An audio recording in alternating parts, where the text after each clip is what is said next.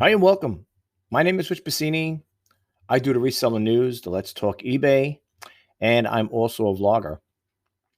Today on episode 7 of my Anchor podcast, I want to just say thank you to Anchor for letting me create this podcast and having my very own through Anchor. And if you guys are out there looking to have your own podcast, definitely check out Anchor. Just go to their the URL for them is https://anchor.fm. And you too could be on your way to having your very own podcast. Now, with that set aside, I want to talk today to you guys out there about being a better seller on eBay. And a lot of you may not know, but I do a lot of research and I get a lot of my ideas from watching other resellers that have YouTube channels. Excuse me. So I had to write it down in regards to, when a person's talking, I know I could keep playing the video over and over again to, get the full gist of it. But I was listening to, this one reseller I listened to. I'm not going to give you the URL. I'm not going to give you their YouTube channel. This, I'm not here. This ain't like, even on my YouTube channel, I talk about it. It's not the Hall of Shame. I don't, make derogative remarks about other, online resellers. Everybody runs their business differently, plain and simple. I do how I do my business as opposed to another reseller, is different from the way they do it. And that's okay. That's what makes the world go around, right? Everybody does their own thing. We all can't be the same. We all can't be the same thinkers in some cases. And we tend to do our own thing. So anyway, I was listening to the person talking about it, and that person got a question about how they do their descriptions. They're like one-liners, and the seller doesn't put that much information in there, and they just let it populate when they do the item specifics. Whatever information's on that particular item that they're selling, they just use the item specifics or the item conditions, whatever, as their description. Another question was asked: Do you clean the items up? And the person was saying, if it's dirty, I leave it dirty. I don't do it that way, folks. I even wrote it down. Well, let's get back to the description part. I wrote over here: be descriptive and detailed. And I watch videos from other sellers. This is how I came about to doing this podcast. And it states that sometimes they put detailed, this seller sometimes will put detailed information, and sometimes they don't. I always look at it this way. My take is to be detailed as best you can with the item that you're selling. And the reason why I'm saying this here, if you don't put in there on your description stating all the flaws and defects with the item, it'll come back to bite you later on, and it will affect your seller performance. And it will show up on your your feedbacks. You'll get disgruntled buyers that might not be happy with your service if you conduct business like that. Now, I'm not saying that this person who runs their business like that is doing a wrong thing. I'm not saying that at all. If a person can get away with, selling an item that they don't clean it up and they just sell it dirty, whatever, that's all fine and Jim dandy for that person. But I don't run my business that way. Especially with COVID, you don't want to send something dirty or grimy out to a buyer, the buyer, of course, they bought the item from you, because first off, it doesn't project a good image for you, I should say. You might be, thinking, oh, it's okay. It's an old item and it doesn't matter if it's clean or not. I could just send it the way it is. The way I bought it at the thrift store, or the way I bought it from a garage sale, a yard sale, whatever. I'm just going to take pictures, snap pictures, and throw it up on eBay. You should always, especially now with COVID, you should always, as a reseller, clean the item with a mild disinfectant on certain things. Like I said, if it's clothes, I sell my daughter's clothes. Okay. Now, the items that she had given me, I had them for over a year, and they're washed and cleaned. The stuff that you see on my eBay listings, the shoes, the boots, the clothing there, that's all my daughters, and they're all been washed and cleaned. Now, when it comes to, if you're buying something from a thrift store, I'm not saying that, I'm sure the people who put the clothes up by the thrift store, like donate them, I'm sure they're clean, but you don't know where they're coming from. You don't know how the household was, but or the person's tidy, untidy. Did a person have some kind of a condition and they're just donating the clothes, whatever? You got to be careful with these things, especially today. So me, when I get the items, I use a mild disinfectant and cleanser on them to make sure they're clean. You know what I'm saying? Before I take pictures. It's the right thing to do. It's the only thing to do, especially, like I said, with the COVID thing going on. You want, if anything, you want to be more assertive in cleaning that item rather than just saying, oh, it looks good, I'll just take a picture and put it out there. It does make a difference. And one question the person said was, is it worth the time to take to clean it? And I do believe, yes, it is. It is very important that you clean the item up before you send it out to a buyer. Now, if you're a high volume seller, I'm not. I'm a small volume seller, to be honest with you. So people say, well, if you had 500 or 1,000 items to sell, are you going to clean all those items up? And like, are you going to take the time, initiative to clean them and just put them up? Absolutely, absolutely. First off, there's no time constraint. I don't have a timetable where I said, let's say I had to list 100 items today. Let's say my goal was to list 100 items within a week's time, whatever. All right. And you had a week to do it. I don't have a time schedule. If it's going to take me a week and a half to clean these items up before I put them up on eBay and make sure the items are tested. Well, if it's electronics, I got to make sure they're tested and cleaned, and it runs into the following week. Why not? I don't have a time constraint on me where I said, oh, I got to get it down. People I know some buyers will set their own goals. I mean, sellers, they'll set their own goals. I got to do so many listings a day. I got to get so many orders out a day. Well, I got news for you. For myself, I'm a one-man band here.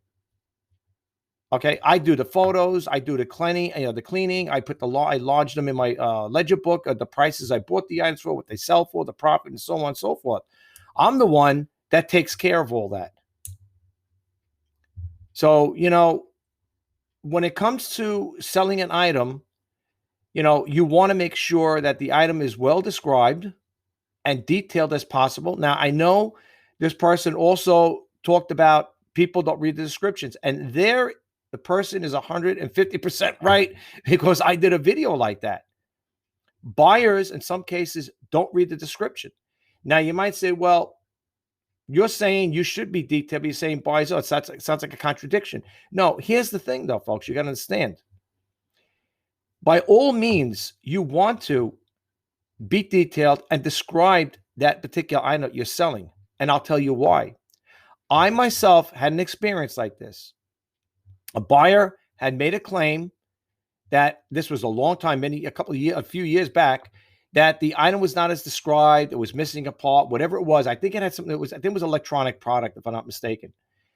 And the buyer made a claim like that, and I rebutted it with eBay.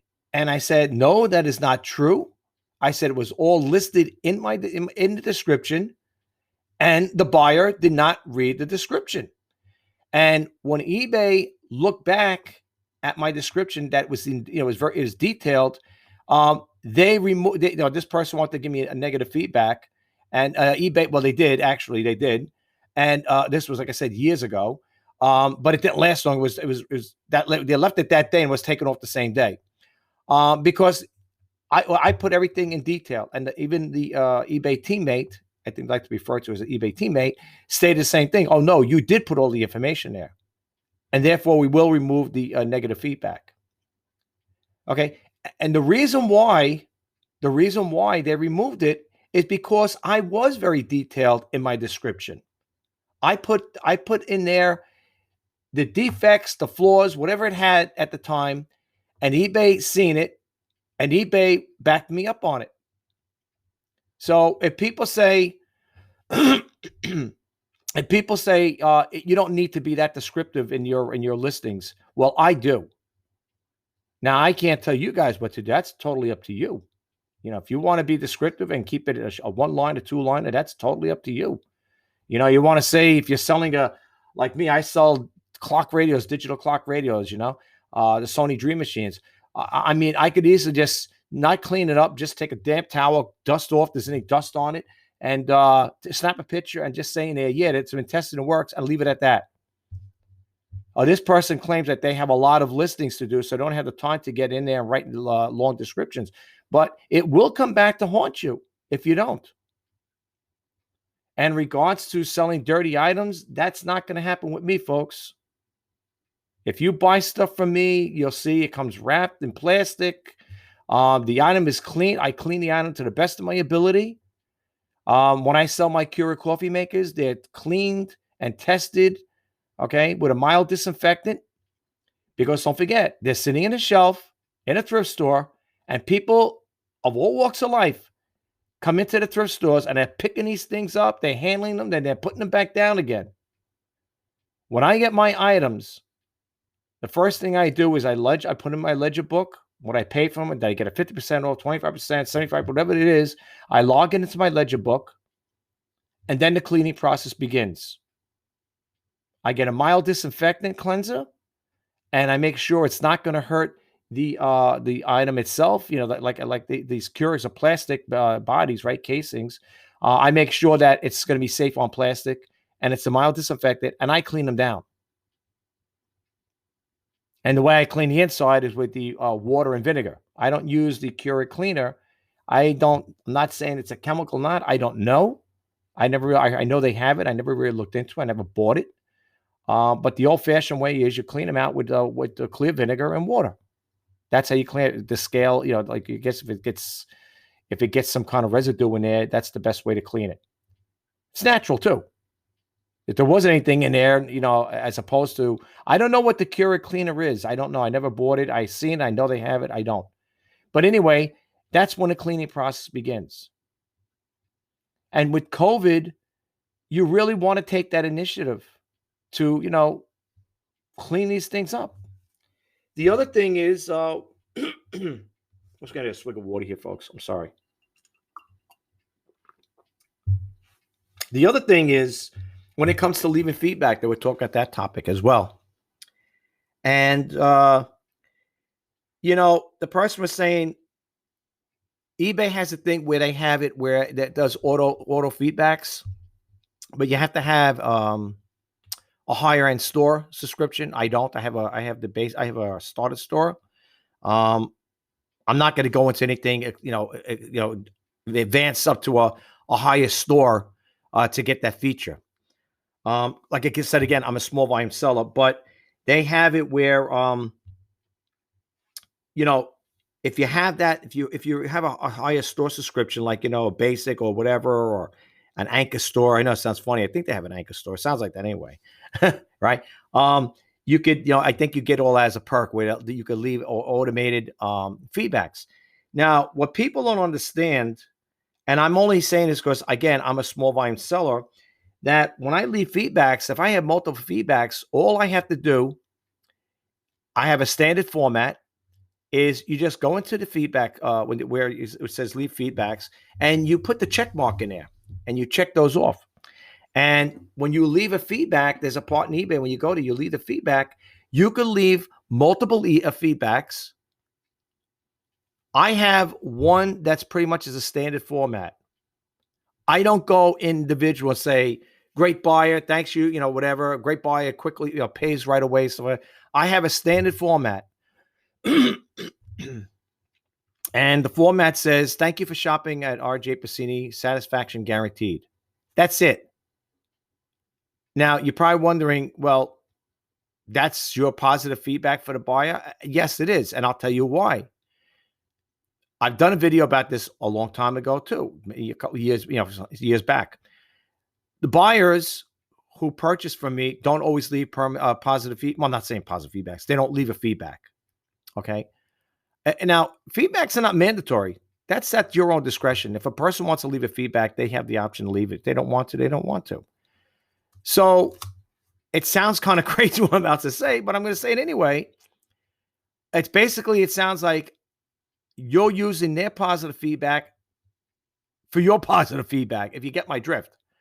So what happens is, what happens in the case of this, because the buyers don't always leave me feedbacks, what I would do is I will leave them a positive feedback, but I'm thanking them. And that's what I say. Thank you for shopping with RJ Pacini, satisfaction guaranteed. I find nothing wrong with it.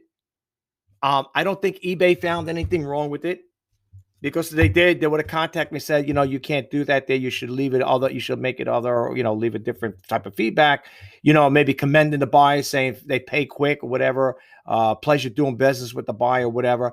But again, folks, you understand, buyers are not compelled, and it's not mandatory that they leave a feedback. Okay. So with that in mind, I do it my way. Never had a complaint from eBay and never had a complaint from a buyer. And what I'm doing when I'm saying leave a positive feedback, all I'm saying is I'm thanking them for shopping with me. I never had a problem. Okay. That's just the way it is. And I will continue to keep doing it that way going forward. And I have. And I'm not going to go jumping into a high-end store to have an auto feedback feature in there. I'd rather do it manually. Some people may bake to me and say, well, suppose you had 1,000 of them. Well, I believe you could check them all off. You hit the check or whatever, or if you had to do you could leave multiple. You could check off multiple buyers, and when you hit the leave feedback, it'll take you to your formatted feedback. Like mine says, "Thank you for shopping at RJ Pacini, satisfaction guaranteed." I could leave that same feedback to all those buyers. Now, some people say, wait a minute. So you don't do individual, like if a buyer is a prompt payer, you're not going to say a buyer is fast payer, this, that, whatever. No, I don't. And I'm not saying it in a malicious way of being mean. It's because some of the buyers don't leave feedbacks, and they're not required to. I think eBay gives a little prompt, like, you made a purchase, you can leave a feedback or something like that. How was your purchase or whatever, leave a feedback. I think they have, so I think eBay has a little auto response like that. Not that they're going to leave the feedback, but I think they do kind of like, not nudge the buyer saying, hey, you bought the thing from the seller. What do you think? Type of thing. You're going to leave a feedback. I don't know. I thought I seen something like that from a thing I purchased once before, but I don't know. I don't get into all of that there. Like I said, I don't make and then the person was saying, are feedbacks important? Well, here's my take on it. Yes, they are, because for the simple reason is, when I make a purchase from a buyer, the first thing I do is look at their feedback. If they're like a 97 or 96 or whatever it is, I will go to their feedbacks and click it on and see how many negatives they got. And then I read the negatives. Seller doesn't respond to questions. Seller did not refund me. Seller sent me the wrong item. Seller did not put the description, list the item in the description that it had defects or whatever. And I go by that. And if I see it's a repetitive thing here, that it's habitual, so to speak, it's the same type of problem over and over again, then I will not buy from that buyer or that seller, plain and simple. So if people are saying, you think feedback plays a big role? Yes, it does. I believe it does. I myself, when I shop on eBay for things, which is not too often, I will look and see if the buyer is top rated plus, and if the buyer has 100% positive feedback. And the reason why I look for those two things, top rated plus and 100% positive feedback, is I know that if I buy an item from that seller, that they're going to do everything in their power, at least I know I do, to keep me happy. That's how I decipher, in my personal opinion, who's a good seller and who's not. Okay? That's how I look at it. So that's my personal take on it. Okay? Now, some people may beg to differ with me with my thinking and say, well, I don't know about the way you think about it, but I don't look at it that way. But that's okay. Everybody has their own opinions and how they do stuff. So again, I was talking about the the conditions, use the condition fields. When you get the item specific and a condition, I always like to put in there when it comes to conditions. I'm talking about when you're getting ready to set up your listing for your item you're selling. I always go into condition field, and I'll put in there, this item has been tested and it works good. And then I'll say if it's more, I have to give the buyer a little more information I want them to read. I will put in that same window, please read the description thoroughly or carefully. And then I leave it at them. I leave it at that then. In other words, that's their responsibility. If they buy on impulse, they hit that buy it now button. I'm hoping they read the description verbatim, because I do. And like I said, again, I had a situation like that. And thank God the item I had was described pretty much to the T. I told everything that if there was any defects or flaws in it, I put it down. And if people don't believe me, you can read my feedbacks. And I tell people too, if you are listening to my podcast for the first time and you want to know what you want to check out my listings on eBay, I'll give you my user ID right now, eBay user ID. It's shop-rjpacini-4-great-deals. I broke it up with dash because I didn't want to keep it one long word. Check it out. Look at the feedbacks I get from other buyers, and you make that decision. You make the decision if you want to, buy from me or not. Check out what other buyers are saying. All I do ask is that if you're making a best offer, keep it reasonable. And if you do get something from me and for some unforeseen reason, you are not happy with that item, all I ask, if you could do me this favor, is please don't leave a negative or neutral feedback without contacting me first. I work with my buyers. You guys, you buyers out there, or potential buyers, are my number one priority. I want you to be happy. If you're not happy, please contact me. Tell me, Rich, the item I got, I'm not happy with it, whatever, it's not working, this, that, and the other thing. Well, it should be working, but whatever your reasons are, there's no fuss or muss, no haggling. Send it back in the condition I sent it to you. Make sure it's well packaged, and you will get your free refund, plus I pay to return shipping. Now, that's all I ask in that regard. In regards to the clothing that you see there is from my daughters. Those are not store-bought or thrift store. Well, they're store-bought from a store, but they're not thrift store items. I know people say, how do I know that? Well, you got to take my word for it. I don't buy clothing, and I'm not saying in a bad way. I don't buy clothing from the thrift stores. It's not that I haven't seen anything in there yet that I like. I don't really look for clothing when I go to thrift stores. I like electronics and other odd things, like, not odd things, but different things of that nature. I'm not really into clothing. The only reason I'm selling the clothing, my daughters asked me, I got two daughters. They asked me, Dad, you think you'd be interested in selling? I know you sell on eBay, you'd be interested. I said, yeah, why not? So I pick and choose some of the things I thought were good. Some new items are there, whatever. And, that's my daughter's stuff, the shoes, the boots, the jewelry, whatever you see, any girl stuff that you see there is from my daughters. Okay. If I do buy stuff, and I know that's all been cleaned and everything, because my daughters don't give me dirty stuff, that's all clean and machine washed items. If I do buy something from a thrift store, I will look for machine washable items, because I'm not going to buy something that's got to be taken to the dry cleaners, because it costs money. So what I would do if the time comes, I do buy from a thrift store clothing. It's got to be machine washable. I will take them home, wash them. If they're whites, they get bleached. They get a little bleach in there. If it's colors, they get the separate washing. And I have a handheld, it's almost like a commercial hand steamer.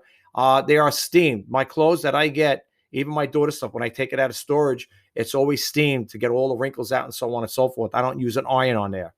Well, I'm not great. I'm not great at ironing, but I don't want to burn anything. Not that I'm going to, but that's how I do it. That's how it is with as far as that part goes. I don't buy stuff like like I said, where I'm not going to buy stuff from a thrift store and just flop it up there on eBay, especially now. Like I said again, when it comes to buying stuff from a thrift store, you should make sure those items are clean and sterilized. Use a mild disinfectant, okay? Because you don't want to sell items to your buyers where they have they have the chance of getting, catching something, I mean, before I do anything, when it comes to cleaning the irons, I wash my hands first, get the cleanser with a clean rag. I cleanse them. I make sure they're clean. I give them the once over before I ship them out. Even though they were clean prior, I give it the once over. I wash my hands. Then I use the mild cleanser again. I go over the iron. If it's a Keurig, I clean the outside of it one last time. I wrap it up in plastic and I send it out. I'm going to do the best I can to protect my buyers. I can't say it's a foolproof thing, but that's how I do it. All right. So again, with the descriptions, again, getting back to that, be descriptive as possible, because again, if a buyer puts a claim in and they say that the item is not as described, you will have the proof. You will have the proof, and eBay, at least for me anyway, I'm speaking for myself. eBay, if you're in the right, eBay will protect you and back you up. Okay, make sure you do that there. That's all I'm telling you, because you don't want to, you don't want to just put a one-liner and say the item is good without putting the description in there saying if it's got nicks, chips, or there's something that's got flaws on it. You don't want to leave that out, because I'm telling you, folks, I've been on eBay for over 20 years. And I'm not saying that because I've been on eBay for 20 years, that makes me an eBay guru or an experienced, person like that. But I know as through the years went on, I learn and I watch other people. Like I said, when I read other people's feedbacks, I learn from what they're doing through those feedbacks. I look at their negatives. And those are the things I say, well, these are the things people got to worry about or work on. If a buyer is asking you a question, respond to the buyer. If a buyer makes a purchase from you, respond to them. Tell them you want a refund. Please send the item back, and I'll give you a full refund. Be attentive. Your buyers are the ones that keep you in business. Your buyers should be your number one priority, period. All right. So I'm just trying to just give you a heads up on that. My podcast is getting ready to end, folks. It's like I only get 30 minutes with these podcasts. I just want to say in closing, I'm going in this podcast, like I said, again, I'm sharing basically my opinions on how to be a better seller on eBay. And lastly, this podcast will follow with the video. I'm going to do a video on this as well, talking about the same thing, basically on, to my subscribers. And I'm going to share this information with them. So I just want to say really quick, if this is the first time hitting my podcast, I hope you like the podcast and you get a takeaway from it. If you do, I guess you could, subscribe to me or whatever on this podcast. If you get a chance, please check out my YouTube channel. When you go to YouTube, go look in the search bar, whatever. Just type in Richard J. Piscini, and you will see my YouTube videos. I do the Let's Talk eBay. I do reseller news, and I'm also a vlogger. And the information I put out there is free. So, it's there to help you. Like I said, my YouTube channel, for all intents and purposes, is to help inspire and share. And I do hope that, you guys will get a takeaway from it and check it out. Okay. If you do check any of my videos out and you like them, please hit that subscribe button, like, comment, and share. And if you want to be notified, please hit that bell notification icon. And basically, that's all I want to say for now. As I always say in my videos, and I'll say it here with the last remaining seconds I have before this video ends, if you are thinking about selling on eBay or you are a seller on eBay, I am wishing you all the best in sales.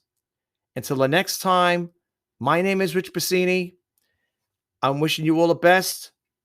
Please check out my my podcast, and also please check out my YouTube channel if you get a chance. Thank you again. Have a great day, great night, great evening, wherever you are, wherever you're listening to this here. Have a good night, and I will talk to you soon. Thank you, and good night, and bye-bye for now.